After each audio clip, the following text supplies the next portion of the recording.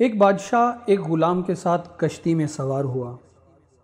چونکہ غلام نے پہلے کبھی دریا کا سفر نہ کیا تھا، رونا پیٹنا شروع کر دیا اور کسی طرح بھی چپ نہ ہوتا تھا۔ اس کشتی میں ایک فلسفی بھی تھا۔ بادشاہ سے کہنے لگا، حضور اگر آپ اجازت دیں تو میں اس کا علاج کر سکتا ہوں۔ بادشاہ بولا کہ میں اسے خاص لطف و کرم سمجھوں گا۔ اب فلسفی اٹھا اور چند مسافروں کی مدد سے اس غلام کو دریا میں پھینک دیا۔ جب 4 غوطے کھا چکا تو بالوں سے گھسیٹ کر اسے دوبارہ کشتی میں بٹھا دیا۔ اب اس نے جان بچ جانے پر اللہ کا 100 شکر ادا کیا اور پھر آرام سے ایک گوشے میں جا کر بیٹھ گیا۔